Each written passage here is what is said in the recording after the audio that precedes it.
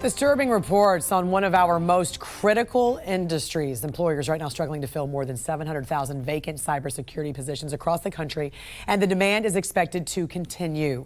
Joining us right now to discuss, attorney and cybersecurity expert Leeza Garber. Welcome back. It's so good to see you on this Friday morning. Yes, great to see you as well this Friday. There are about 1 million cybersecurity jobs, but as of November 2021, there were still 715,000 yet to be filled. Why is it so difficult to fill these roles, do you think? We keep seeing these statistics year after year, and part of the problem is that cybersecurity is a growing industry. It impacts every type of business, every type of government entity, small, large, in the middle, and they're all having trouble finding the right people for these jobs because there's so much competition. In addition, you add on the layer of the pandemic with remote work and all of the technical details that involves. It becomes a really tough way to find new employees. Right, and then you have to put on top of that these credentials, certifications, on top of all these education requirements. So what can companies do to develop future employees? There are certainly a variety of academic career paths, internships, other ways that are traditional to find your way into cybersecurity, and many companies simply look to those pipelines. But they're also requesting 30 certifications. They want 10 years of experience in a technology that's only existed for 5. That's the running joke in the cybersecurity community.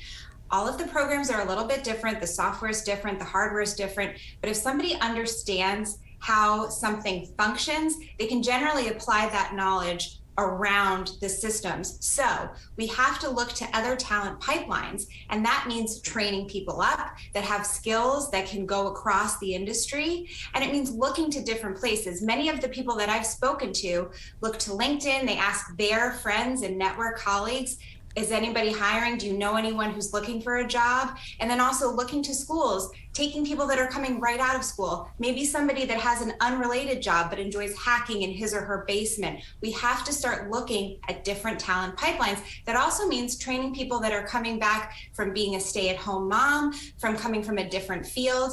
The government, nonprofits are all trying to do this because we have to look elsewhere.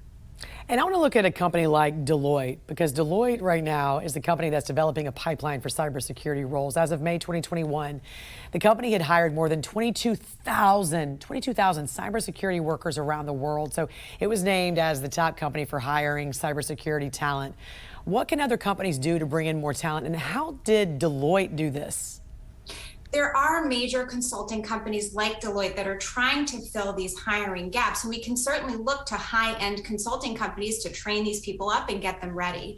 But there are government agencies like NIST and NICE, which is the National Initiative for Cybersecurity Education, that are partnering with high schools, with other entities that workers from other fields and train them up. There are nonprofits doing this. We have to expose people to the technology and have people realize on a broader level, no matter your gender, your age, your educational background, whatever your capabilities are, you can get into this field. And it doesn't mean coding. It doesn't mean sitting behind a computer all day. Cybersecurity encompasses so many different types of skills. I'm a lawyer. I practice in cybersecurity. You can be in compliance. There are all different ways you can attack the field. So getting open to those kinds of employees is so important. Right, and you've written extensively about this, Leeza. In fact, you have a book, and I think it's behind you there, Can, Trust, Will, Hiring for the Human Element in the New Age of Cybersecurity. A very clever title there, because in the book you say, building a successful cybersecurity team is no longer optional. You still have that human element, so you got to really trust your team members. What can a company do to ensure they've got a team they can trust for cybersecurity, one of the most important components of any company? One of the key issues that we point out in my book, which is behind me, which I co-wrote with a former FBI agent who specializes in human resources practices that he helped develop and implement in the Bureau, is, first of all, you have to avoid just looking for people that are very similar to yourself, even though they make us feel comfortable. That doesn't allow for the diversity that a team needs, especially in cybersecurity, to attack a problem from all angles. As we know, cyber threats evolve at a staggering pace. They threaten every type of industry, company, government entity. We have to have differing creative perspectives to attack the problem. And then it's also finding people, training them up, and allowing companies to look internally, looking to new pipelines. These are all different ways to approach it. In the end, it means figuring out what you actually need. What type of person, what type of behaviors will lead to success? What type of skills can transfer into the industry? For small businesses approaching building a cybersecurity team, it means understanding what they actually need. And that's the hardest first step. It is. All right, Leeza, great to see you on this Friday. Have a great weekend. We appreciate you joining us. Thank you, Jan.